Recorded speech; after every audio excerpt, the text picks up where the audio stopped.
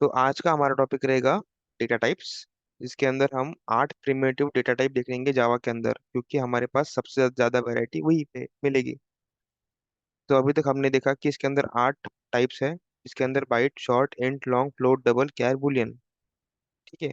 और सबके यहाँ पे साइजेस लिखे हुए हैं, मतलब यहाँ पे है नेम, ये है साइज, किसके अंदर, बाइट के अंदर।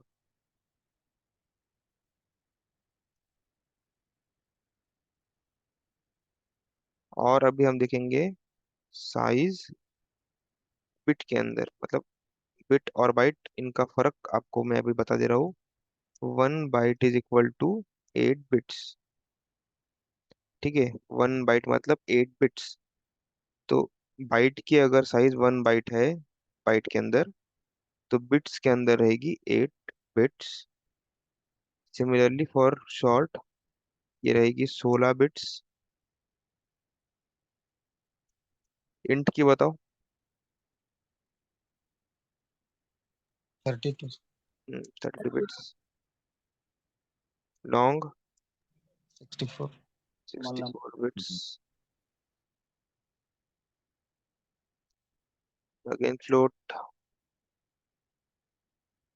डबल,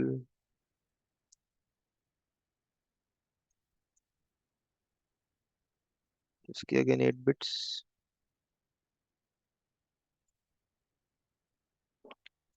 ओके, 1 बिट ही लगने वाली है इसको। ऑल राइट, तो ये चार्ट एक बार समझ लो। इतना आपको ये काइंड ऑफ मगअप करने की जरूरत है, मतलब एक बार याद हो जाएगा तो इजी पड़ेगा। ओके। तो एक बार रेंज निकाल लेते, फिर मैं आपको बताता हूँ कि ये इंपॉर्टेंट क्यों है। तो रेंज का आपका फॉर्मूला थोड़ा डिफरेंट है।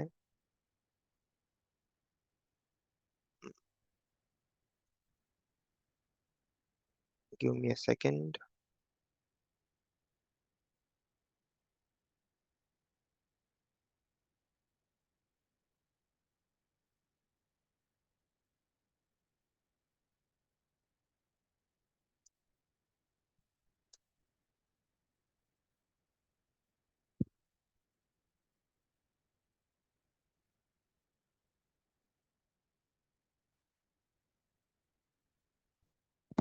ओके, दिख रहा है।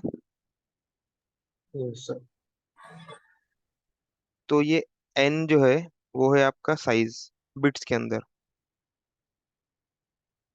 यहाँ पे लिख देता हूँ।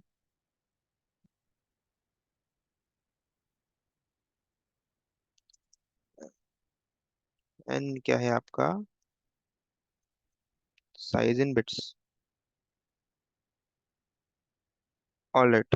तो जब हम बाइट की बात करते हैं, बाइट, इसकी साइज है 8 बिट्स। ठीक है, बिट्स के अंदर ही देखेंगे जो भी देखना है हमें। तो 8 बिट्स उसकी साइज है। अगर वो हम इस फॉर्मूले के अंदर पुटअप करेंगे तो क्या आएगा, 2 टू द पावर 8 - 1 से लेकर 2 टू द पावर 8 - 1 - 1। ओके। एक बार नोट पैड के अंदर। ओके, अब ये आपको कैलकुलेट करना पड़ेगा। 2 टू द पावर 8 - 1 कितना आता है, और ये नेगेटिव रहेगा। कैलकुलेट करो और बताओ। तब तक मैं नीचे भी लिख देता हूँ। ये हो गया नेगेटिव के लिए।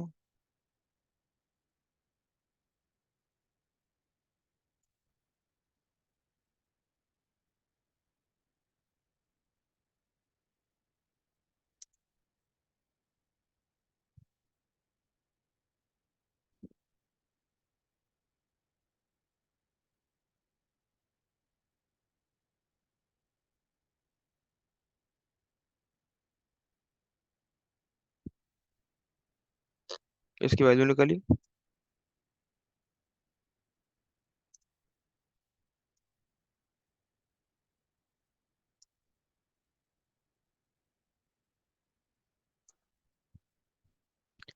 किसने वैल्यू निकाली नेगेटिव वाली? 2 to the power 8 - 1 कितना? 2 to the power 7 कितना मतलब? 120, आवाज नहीं आया। 128, 128। और ये पॉजिटिव के लिए कितना रहेगा?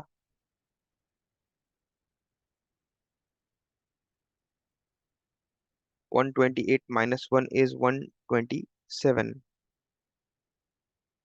तो बेसिकली बाइट की जो साइज निकली है, आई मीन रेंज निकली है, वो है -128 से लेकर 127 तक। मतलब मतलब बाइट के अंदर मैं मैक्सिमम, मतलब अगर नेगेटिव साइड के अंदर देखूं तो मैक्सिमम 128 स्टोर कर सकता हूँ। -128 के नीचे जो भी वैल्यू है, मतलब -129, ये वैल्यू मैं बाइट के अंदर स्टोर नहीं कर सकता हूँ। नेक्स्ट, पॉजिटिव साइड के अंदर देखे तो 127 मेरी मैक्स वैल्यू रहेगी। बाइट के अंदर मैं 128 स्टोर नहीं कर सकता हूँ। ये समझ में आया? रेंज हम क्यों देखते हैं? क्योंकि हमें पता होना चाहिए कि नेगेटिव साइड हम किस हद तक जा सकते हैं और पॉजिटिव साइड में किस हद तक जा सकते हैं। तो बाइट के अंदर maximum negative number would be -128 और maximum positive number would be 127। ठीक है, तो ये निकली रेंज बाइट की। सेम शॉर्ट की रहेगी कुछ।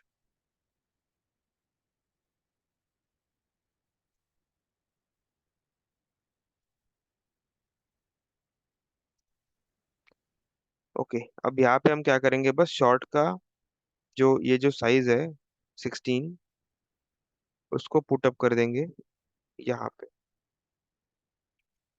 अब निकालो, मतलब देखो, -2 to the power 15 और -2, सॉरी माइनस नहीं, 2 to the power 15, और जो भी वैल्यू निकलेगी उसमें से एक माइनस।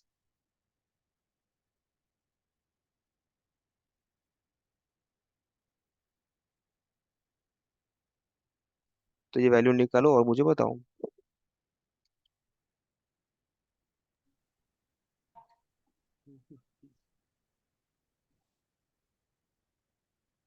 32,768, -32,768।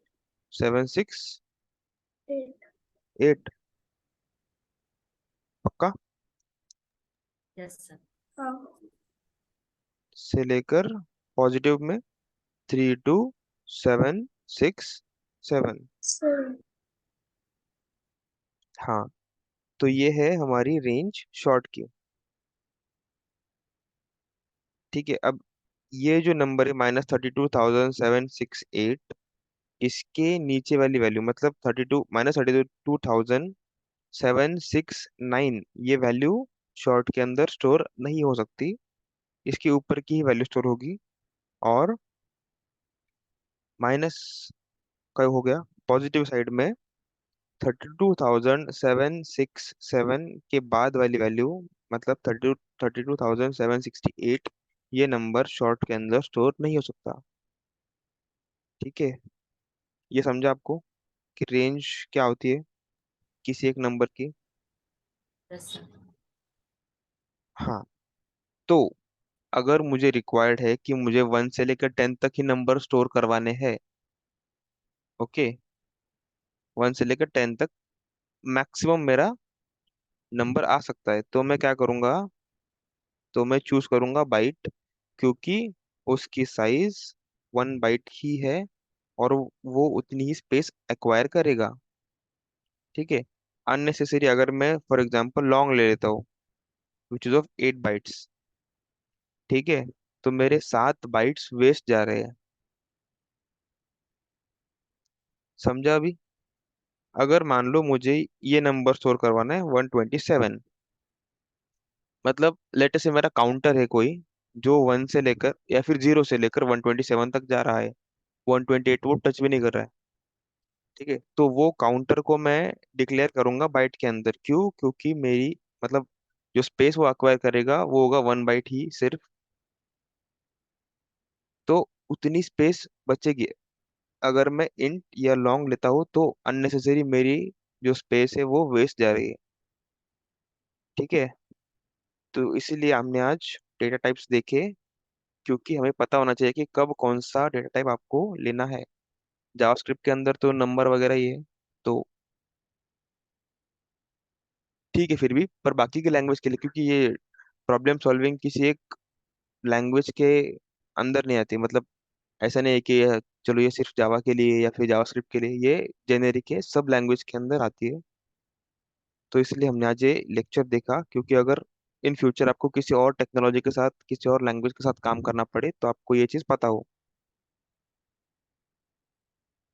ठीक है, समझ में आया?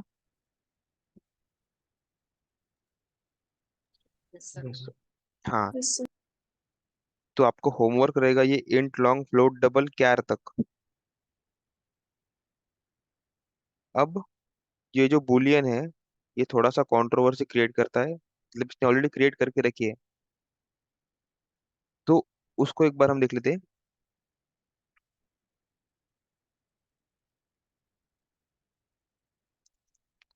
अब बुलियन के अंदर हम वैल्यू क्या स्टोर करते हैं?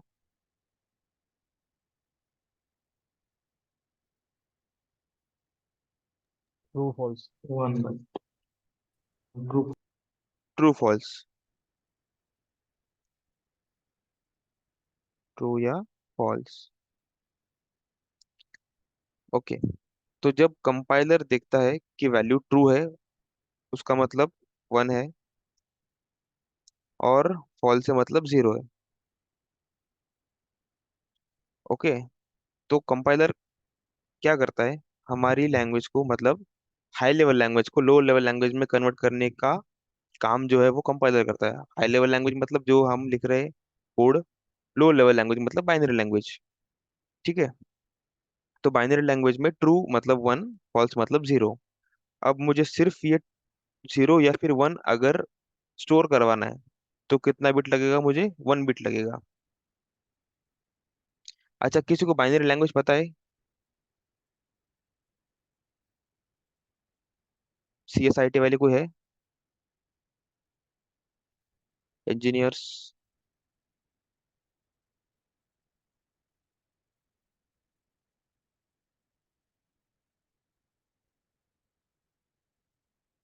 Anyone from CSIT? इसको बाइनरी लैंग्वेज के बारे में थोड़ी आइडिया है ऑलरेडी? कोई भी नहीं?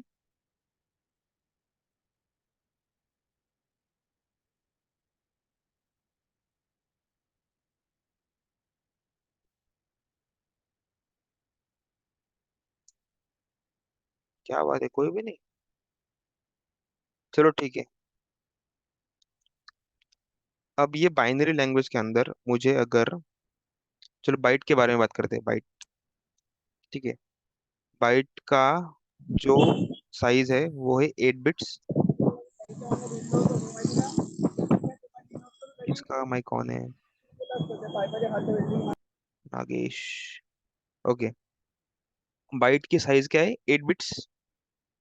ठीक है। अगर इस 8 बिट्स के अंदर मुझे 1 स्टोर करवाना है, सिर्फ 1, तो वो दिखने के लिए कैसे दिखेगा? 0 0 0 0 0 0 0 1। देखो, ये पहला बिट, ये दूसरा बिट, ये तीसरा बिट, चौथा बिट, पांचवा bit, six bit, seven bit, 8 bit. तो ये 8 बिट उसकी साइज है। अगर मुझे 2 स्टोर करवाना है, इसका मतलब क्या है? इसका मतलब है 1। अब 2 स्टोर करवाना है तो 0 0 0, अरे यार, 0 0 0 0 0 0 1 0। इसका मतलब है 2।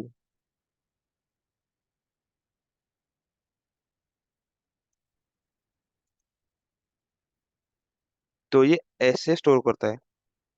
ठीक है, ये हुआ 1, ये हुआ 2, ये हुआ 3। अब 4 को अगर स्टोर करवाना है तो ये हो गया आपका 4।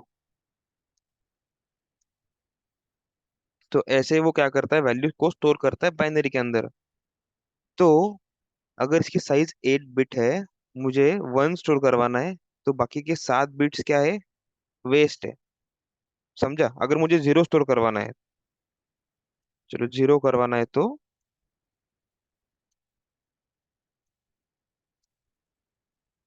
ये। तो देखो, अगर मुझे इन दोनों के साथ ही अगर काम करना है, मुझे एक बिट के मतलब लास्ट वाला जो बिट है उससे समझ में आ रहा है कि ये 0 है कि 1 है। ठीक है, तो मेरे बाकी के 7 बिट्स वेस्ट गए, गए कि नहीं गए? Yes, sir. हाँ। तो रिक्वायर्ड कितना है मुझे, 1 बिट है। तो अगर कोई पूछे कि बुलियन की साइज कितनी है, तो रिक्वायर्ड साइज कितनी है, 1 1 bit. Bit only. ठीक है। अब कंट्रोवर्सी के अकॉर्डिंग ऑपरेटिंग सिस्टम जो है, ये नाम सुना है किसी ने? CSIT वालों को ये सब्जेक्ट रहता है, ऑपरेटिंग सिस्टम। तो ये बोलता है कि हम 1 बिट किसी को नहीं दे सकते, ओनली 1 बिट कोई भी एक्वायर नहीं कर सकता। मतलब अगर मुझे किसी को कुछ देना है, तो उसकी मिनिमम वैल्यू सेट करके रखी है ऑलरेडी। तो मिनिमम वैल्यू, मिन वैल्यू, ये चलो मिन स्पेस जो दे सकता है ऑपरेटिंग सिस्टम वो है 1 बाइट। ठीक है, पर हमें रिक्वायर्ड कितना है, बूलियन वैल्यू स्टोर करवाने के लिए?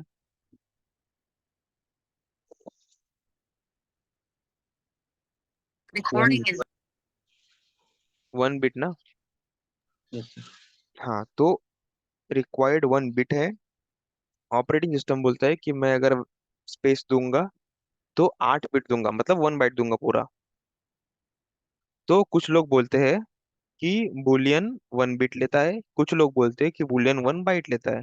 तो कोई आपसे अगर पूछे, तो उसे बोलना मतलब इंटरव्यू के अंदर कि रिक्वायर्ड तो 1 बिट ही है, पर अगर वो आपको पूछे कि नहीं, operating I mean boolean 1 byte acquire करता है, तो उसे बोलना है कि रिक्वायर्ड 1 बिट ही है उसको, बट ऑपरेटिंग सिस्टम अलाउ नहीं करता 1 बिट देने के लिए किसी को भी।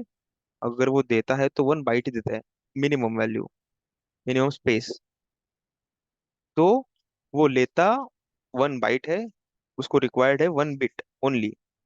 ठीक है, फिर भी अगर इंटरव्यू के साथ आर्गुमेंट होने की चांसेस है तो वो मत करना। अगर वो बोले कि 1 बाइट है तो ठीक है, 1 बाइट है। अगर वो आपका अगर समझ लेता है कि 1 बिट रिक्वायर्ड है, 1 बाइट देता है, तो फिर सबसे अच्छी चीज। ठीक है, बस ट्राई करना उसको समझाने का, इतना डीप कोई जाएगा नहीं, गया तो बहुत अच्छा है। तो बुलियन को रिक्वायर्ड है 1 बिट, ऑपरेटिंग सिस्टम देता है 1 बाइट, बस इतनी सी बात है। मतलब ये जो दो स्टार्टिंग के दो है, वो आपका रिप्रेजेंटेशन है बुलियन वैल्यू का। ये समझा अभी तक जो भी हुआ है? Yes, sir. तो ठीक है, एंड में रिवाइज करेंगे बाकी का। ऊपर हमने क्या क्या देखा, डेटा टाइप्स, उसकी साइज और उसकी रेंज। दो की हमने रेंज देखी है ऑलरेडी, बाकियों की रेंज नहीं देखी है, वो आपका होमवर्क है। ठीक है, असाइनमेंट होमवर्क जो भी समझो। कैर तक बुलियन का और बाइट का सेम रहेगा अगर रेंज देखा जाए तो, पर हम बुलियन के अंदर 0 और 1 ही स्टोर करते हैं, सो उसका रेंज नहीं निकलता है कभी भी। ठीक है, ये भी कोई अगर पूछे कि बुलियन का रेंज क्या है, तो उसका रेंज है ही नहीं, 0 से लेके 1 तक, बस दैट्स इट। ऑलराइट, असाइनमेंट समझ गई क्या करना है? Yes, sir. Range. सबकी रेंज निकाली है, ठीक है बस। उसके बाद हमने देखा कि बुलियन को कितना रिक्वायर्ड है और ऑपरेटिंग सिस्टम कितना देता है। ठीक है, अब बाकी हम देखेंगे अभी नेक्स्ट हमारा टॉपिक था, if I am not wrong, operators. But operators की आपको अभी जरूरत नहीं है उतनी। जब हम टाइम और स्पेस कॉम्प्लेक्सिटी देख लेंगे पहले, उसके बाद एक्चुअली ऑपरेटर्स के अंदर जो एक मॉड वाला ऑपरेटर है ना, वही थोड़ा प्रॉब्लमेटिक है। बाकी के सब अच्छे खासे, मतलब सीधे साधे सब। तो उसका जो नेक्स्ट स्टेप था वो आई गेस था स्टेटमेंट्स। तो वो एक बार देख लेते हैं। एक मिनट मुझे देना पानी पीने के लिए।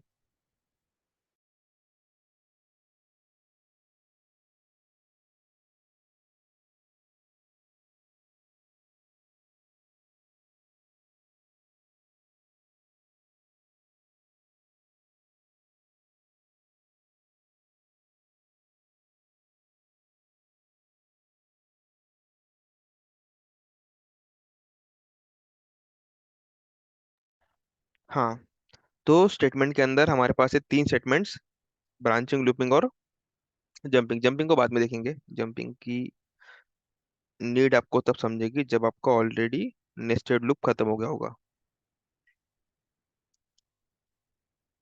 ओके, तो ब्रांचिंग के अंदर कितने स्टेटमेंट्स आते हैं, एक बार चैट में लिस्ट डाउन करना, सब एक साथ। हाँ?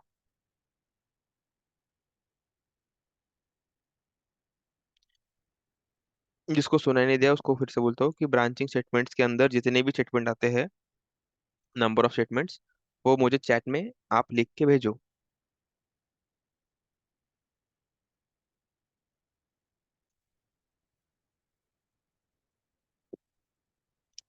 सब लोग।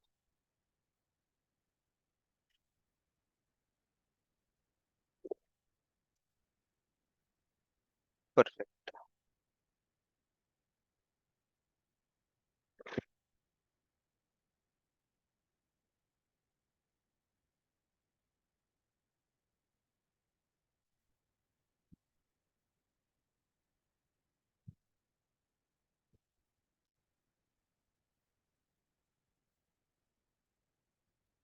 हम्म। तीन लोगों की ऐसे रिप्लाई आया है।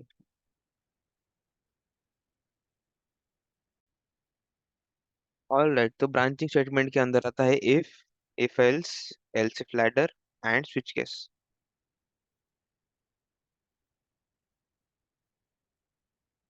If, if else, else if, ladder and switch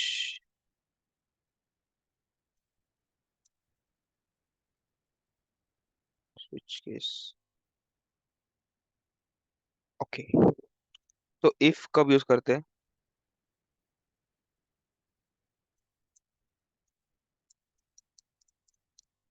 अच्छा, आपने देखा होगा या नहीं पता नहीं, हम ना मल्टीपल इफ भी यूज करते हैं।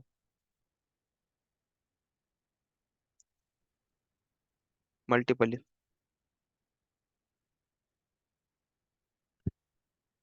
हाँ, तो पहले ये बताओ कि इफ स्टेटमेंट कब यूज करते हैं? कंडीशन देने हम्म। एक मिनट, कंडीशन आपका देने मतलब आपका आवाज पता नहीं क्यों बहुत कम आ रहा है, एक मिनट रुको। हाँ, अभी फिर से बोलो प्लीज। कंडीशन देने कंडीशन देने के लिए? कंडीशन ट्रू होती है। कंडीशन ट्रू होती है, और कुछ? सिंगल कंडीशन के सिंगल कंडीशन। Single condition. अच्छा, ब्रांचिंग स्टेटमेंट यूज क्यों करते हैं पर? ये मैंने पूछना ही भूल गया।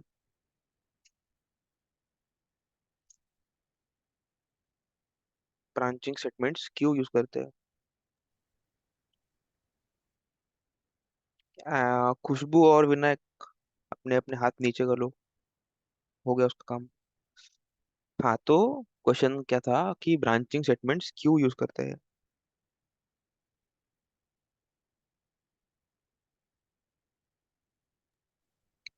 अगर हमको step by step code run करना हो तो। No. To check the condition is true or false. Kind of yes.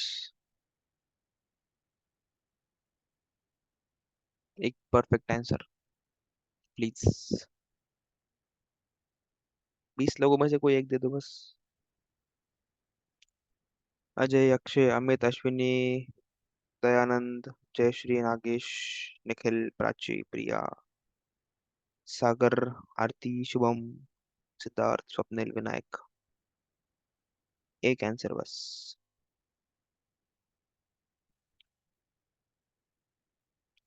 Why do we use branching statement?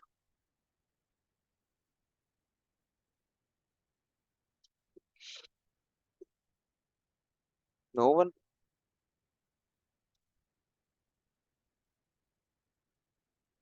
Come on यार, अभी कोड करना आता है, ये ब्रांचिंग स्टेटमेंट क्यों यूज करते हैं वो नहीं पता, मतलब एक्सप्लेन नहीं कर पा रहे तो क्या फायदा।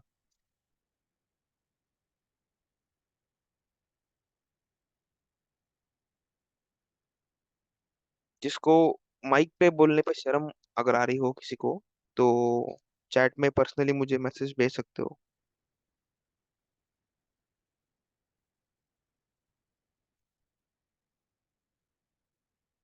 आई विल वेट।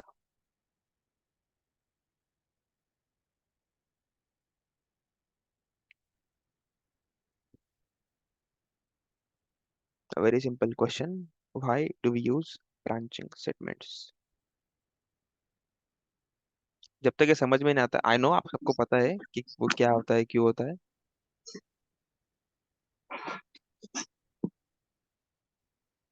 निखिल का माइक चालू हुआ बंद हुआ कुछ समझ में नहीं आया।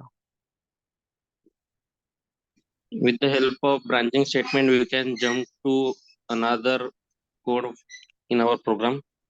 अगर जंप ही करना है तो जंपिंग स्टेटमेंट यूज कर लो ना, ब्रांचिंग क्यों यूज करना है।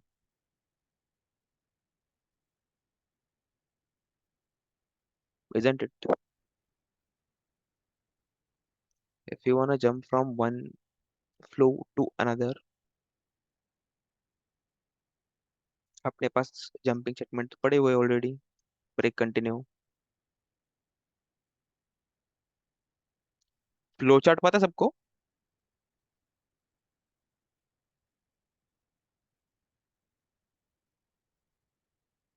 अच्छा, ऐसा कौन कौन इसको फ्लो चार्ट नहीं पता, हाथ ऊपर करो।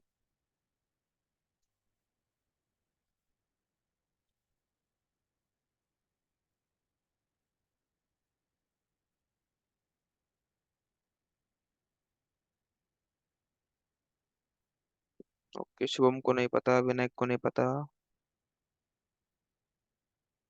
आरती को भी नहीं पता।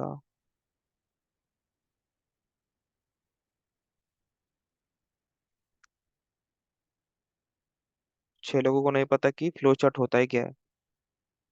बाकियों को पता है, अश्विनी को पता है। चैट के अंदर किसी ने मैसेज भेजा है।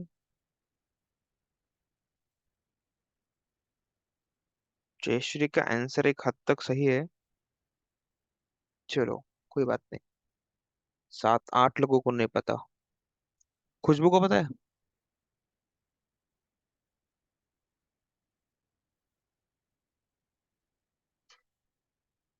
खुशबू आपको फ्लो चार्ट पता है।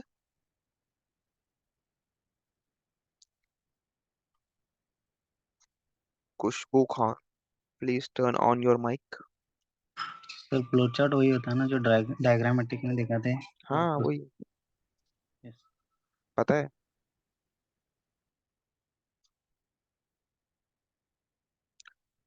Khushboo Khan, last call. या तो माइक चालू होगा, नहीं तो आपको मीटिंग से बाहर जाना पड़ेगा। कोई एक ऑप्शन चूज करो please.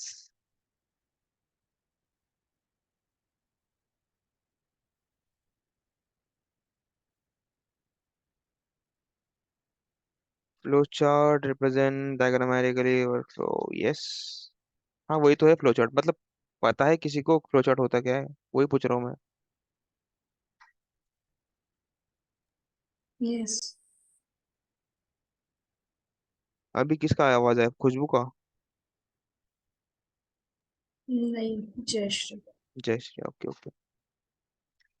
Khushboo again, last final call. अगर आपका माइक चालू नहीं हुआ तो मैं मीटिंग से आपको निकाल दूंगा प्लीज।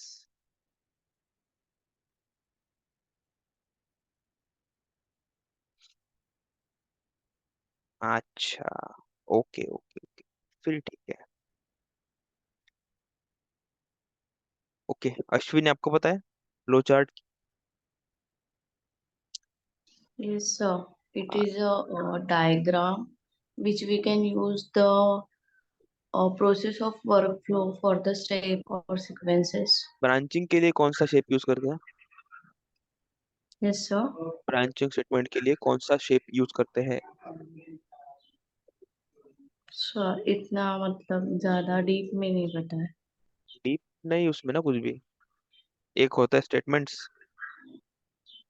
ठीक है, looping okay. Statement, branching statement, jumping statement.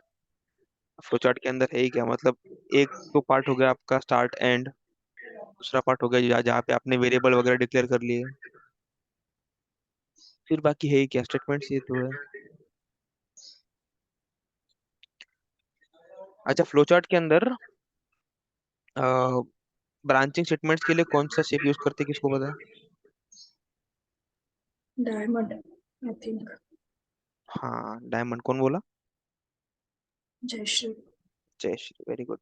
Nagesh भी एकदम सही। ऑल राइट, तो हम वापस थोड़ा घूम के आएंगे।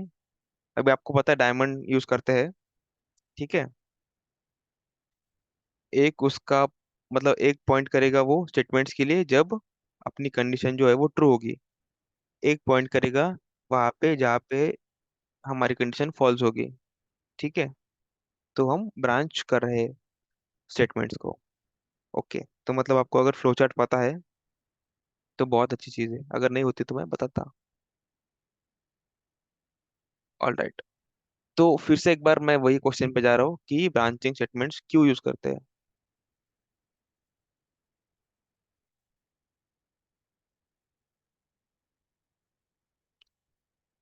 किसी को नहीं पता? बता दूं? बहुत मतलब सबको पता है वो एक्चुअली, बट सर एक बार रिमाइंड करते हैं।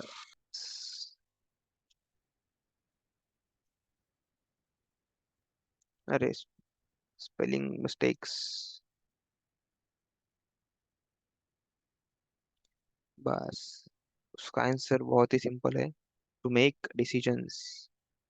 डिसीजंस बनाने के लिए हम क्या करते हैं, ब्रांचिंग स्टेटमेंट्स का यूज करते हैं। देखो बहुत सिंपल है, बहुत सिंपल। अभी आपको ये डिसाइड करना है कि आपके पास मतलब पैसे के अकॉर्डिंग आपको ये डिसाइड करना है कि आपको कौन सी गाड़ी लेनी है। अगर आपका बजट है 10 लाख का तो आप 10 लाख वाली गाड़ी लोगे। अगर आपका बजट है 20 लाख का तो आप 20 लाख वाली गाड़ी लोगे, है कि नहीं? तो आप क्या कर रहे हो, आप डिसीजन बना रहे हो बेस्ड ऑन आपके पास कितने पैसे हैं, ठीक है। मतलब इफ एल्स यूज किया आपने,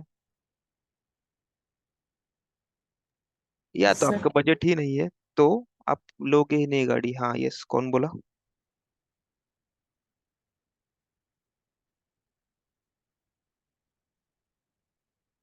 कोई कुछ बोला ना अभी बीच में, सर कोई तो बोला था।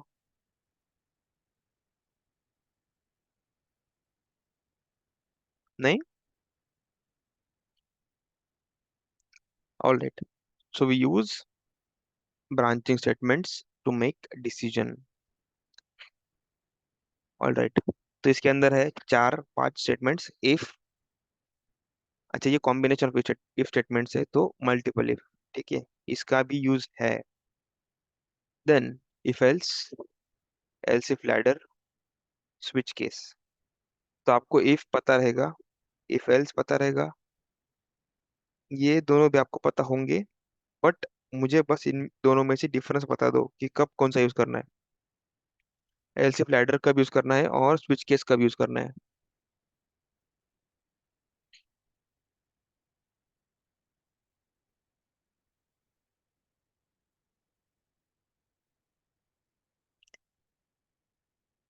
माइक पे बोलने की हिम्मत होगी तो माइक पे बोलो, नहीं है तो चैट में भेजो पर्सनली। सर एक से ज्यादा कंडीशन होंगी तो ये फिल स्लाइडर यूज करते हैं। और और सिलेक्ट और चॉइस करना हो तो फिर स्विच केस का यूज करते हैं। दोनों एक ही चीज हुई। चॉइस करना मतलब आपको, सिलेक्ट कर रहा हूँ मतलब दो से ज्यादा मेनू समझो है तो उसमें से उसके लिए इसका यूज किया जाता है, स्विच केस का। देखो मेरे अकॉर्डिंग तो आपने दोनों भी सेम चीज बोली है।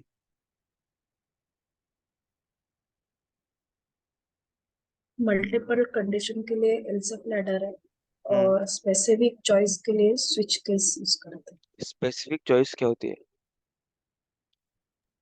अगर डिफरेंट चॉइसेस है उसमें से एक, ओके, स्पेसिफिक डिफरेंट चॉइसेस देना हो तो उसके लिए स्विच केस यूज किया जाता है। चलो ठीक है, बोलने की मतलब स्टेटमेंट देने के लिए कि अगर आपको कोई पूछता है कि दोनों में डिफरेंस क्या है, तो ये चीज आप बोल सकते हो। ठीक है, अब प्रोग्रामेटिकली बताओ कि दोनों में डिफरेंस क्या है। सिंटैक्स नहीं पूछ रहा हूँ, हाँ। कब if else sorry else if ladder use करना है और कब स्विच केस यूज करना है। सर एलसिफ जो है वो कंडीशनल बेस रहते हैं, और स्विच केस जो है वो जैसे मेनू और डालते हैं अपन, तो उसको हाँ, चॉइस खुद यूजर देता है। वो कंडीशनल बेस और ये चॉइस बेस्ड, घूम हाँ। फिर के वही आ गए। ओके चलो, वैल्यू के अकॉर्डिंग आपको बता दो, आप सबका आंसर एकदम परफेक्ट है, करेक्ट है। वैल्यू का अकॉर्डिंग बता रहा हूँ अभी, हाँ ठीक है। जब भी मेरे पास एक रेंज ऑफ वैल्यू है, मतलब देखो जब भी हम ग्रेड निकालते हैं तो क्या यूज करते हैं दोनों में से?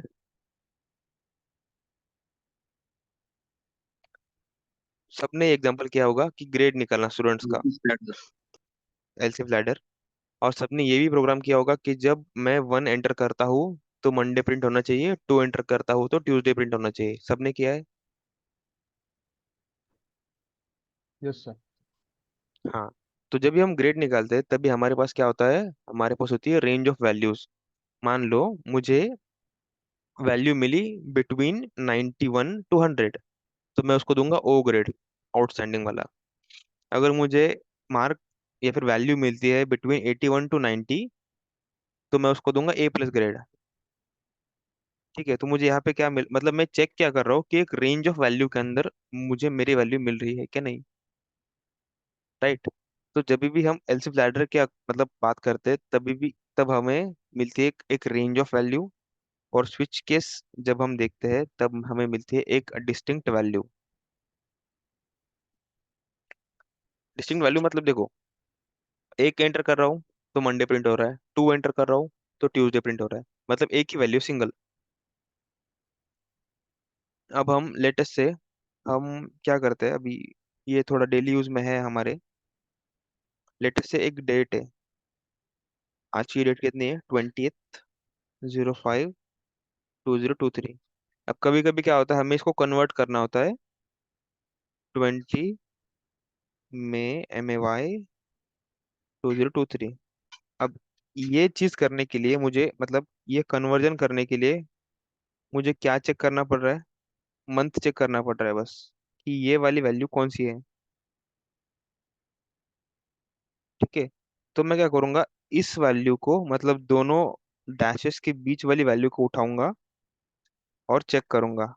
अब मुझे पता है कि डेट अगर आएगी तो उसकी वैल्यू होनी चाहिए 01 से लेकर 12 तक, मतलब 01 02 03 04, यही वैल्यू आने वाली है मुझे पता है। डेट कभी ऐसे नहीं हुआ कि 25/13/2022, 25/15/2023, ऐसा कुछ वैल्यू नहीं आएगा कभी जिंदगी में। वैल्यू आएगी तो 01 से लेकर 12 यहाँ तक ही आने वाली है। तो मैं चेक करता हूँ स्विच केस यूज करके। लेटर से मेरा मंथ आ गया या फिर चलो, तो ये जो फॉर्मेट है वो है DDMMYYYY, और ये जो है वो है DDMM, अच्छा इसका एम बड़ा रहता है, YYYY। ठीक है, ये फॉर्मेट है। तो मेरे के अंदर वैल्यू है अभी 05, और ये स्ट्रिंग रहेगा।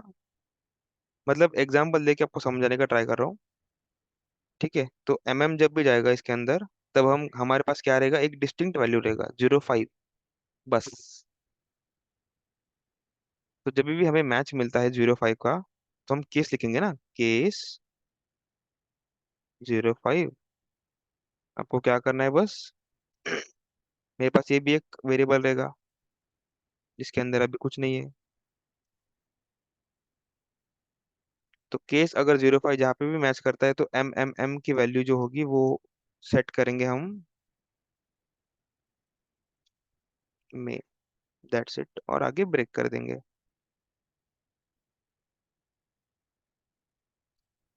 तो ये समझाने का मीनिंग ये था कि अगर हम वैल्यू के अकॉर्डिंग देखें तो एलसीफ लैडर हम तब यूज करते हैं जब हमारे पास एक रेंज ऑफ वैल्यू है, और स्विच केस हम तब यूज करते हैं जब हमारे पास एक डिस्टिंक्ट वैल्यू है।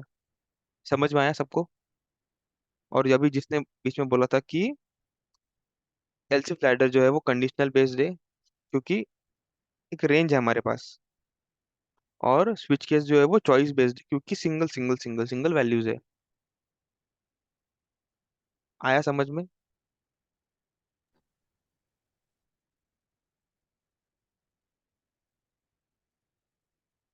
नहीं आया किसी को भी?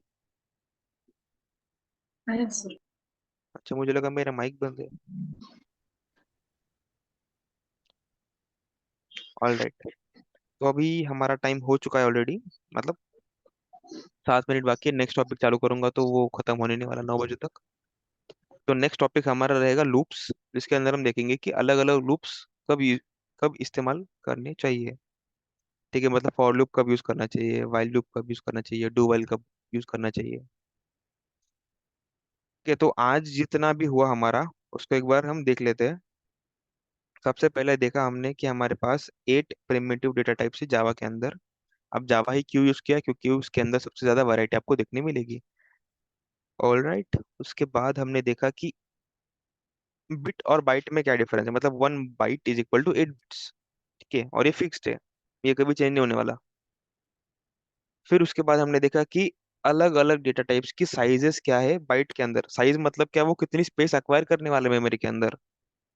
अगर मैं बाइट यूज कर रहा हूँ तो 1 बाइट मेरी मेमोरी के अंदर जो साइज है वो एलोकेट हो जाएगी।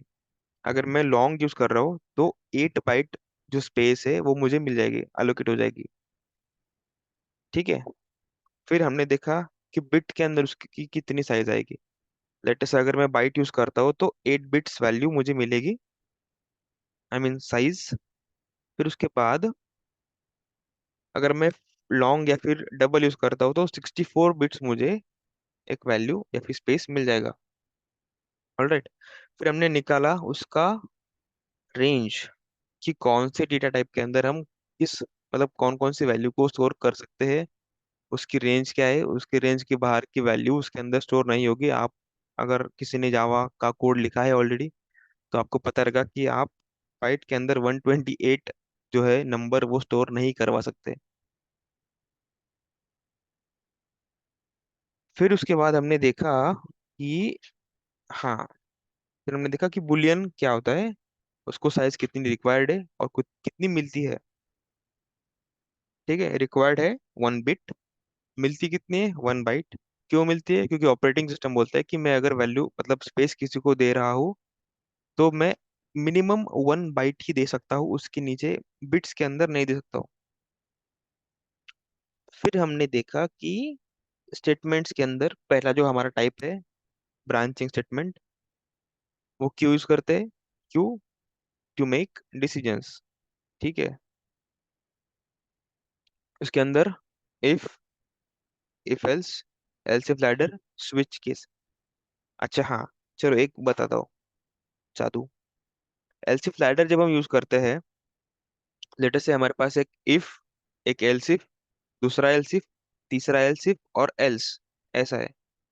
तो मान लो एक आधी कंडीशन फर्स्ट वाला जो एल्स इफ है वहां पे ट्रू हो गई, तो बाकी के एल्स इफ चेक होंगे क्या?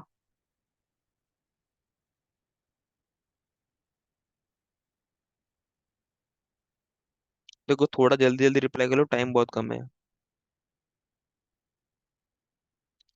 देखो एक इफ है, 3 एल्स इफ है, फिर एल्स है। तो मेरी जो भी वैल्यू मतलब कंडीशन है वो फर्स्ट एल्स इफ पे जाके ट्रू हो रही है, तो बाकी के एल्स इफ और एल्स वो चेक करने वाला है या नहीं कंपाइलर? No. नहीं। पर अगर मेरी ऐसी रिक्वायरमेंट है कि मुझे हर एक कंडीशन चेक करनी ही है, वो टाइम पे हम क्या करेंगे, मल्टीपल इफ का यूज करेंगे। ठीक है। ऐसे कोई कंडीशन है, मतलब रिक्वायरमेंट है कि मेरे पास 5 कंडीशन है, मुझे पांचों की पांचों भी चेक करनी है एक एक करके, तो वहां पे हम यूज करेंगे मल्टीपल इफ स्टेटमेंट। ठीक है। वहां पे अगर आपने if else sorry else if ladder use किया, तो आपकी लेटेस्ट से फर्स्ट कंडीशन ट्रू हो गई, बाकी की 4 कंडीशन आपकी चेक नहीं होंगी।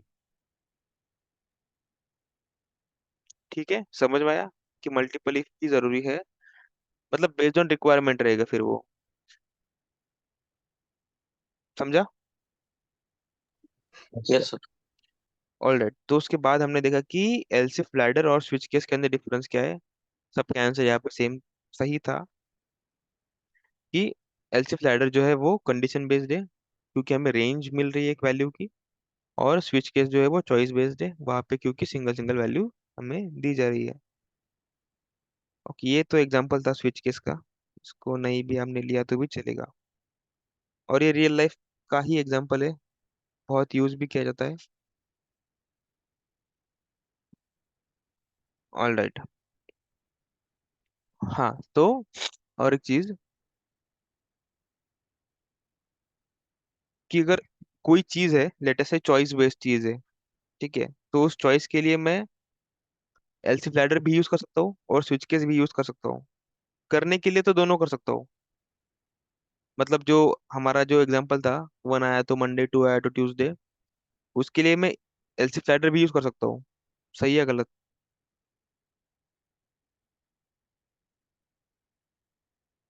Yes, sir.